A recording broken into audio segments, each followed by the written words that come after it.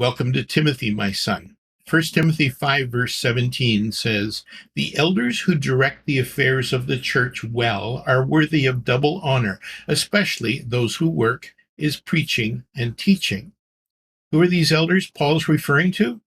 Everyone who is involved in directing the affairs of the church. It's about church leaders. I think this would be a good time to talk about John Maxwell's 5 levels of leadership. At the most basic level, leadership is about position. People follow the leader because they have to. In the marketplace, this could be your boss. She tells you where to be and what you are to be doing and when you are to do it and how you are to do it. And you do it. She's the boss. And if you don't do it, you won't be working there anymore. This doesn't work so well in volunteer organizations, though, because you can always walk away.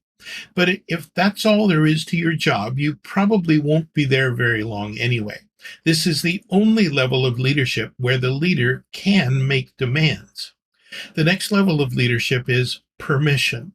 This is where the person leading has been given permission by you to lead.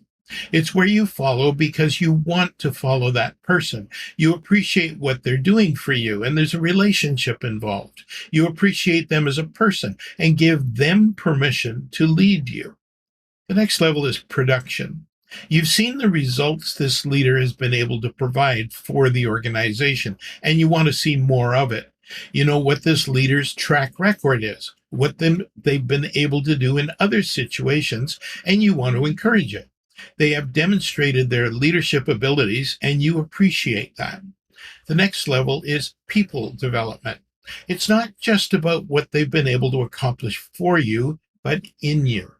You're growing in your abilities and devotion because of their leadership, and you appreciate that. Your horizons are being lifted through their faithfulness, example, mentorship, and leadership. The top level is the pinnacle where it's all about respect. You know them, see them for who they are, and uplift them because of the first 4 levels. But it goes beyond that. You want to follow them for what they represent. Within the church, you want to follow them because they are truly representing Christ himself as the leader of the church. So, who is Paul talking about here? Well, he tells us those who direct the affairs of the church.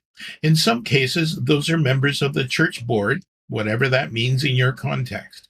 In other cases, those who are ordained pastors. It could also mean those who are in a variety of leadership positions, from teaching the women's Bible study to those who lead a team of volunteers who look after the children of those women so they can meet and study God's word.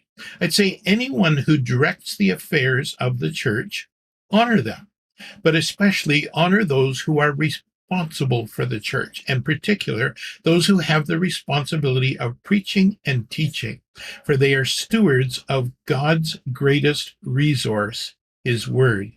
To use Maxwell's 5 levels of leadership, do all you can to support them in their ministry as they represent the Lord himself.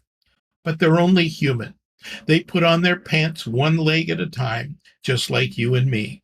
I'm not talking about putting them on a pedestal, for true leadership is servant leadership. They have a lot of responsibility. That's why you need to choose them so carefully. And if they mess up, they're accountable. We'll get to that in verse 19.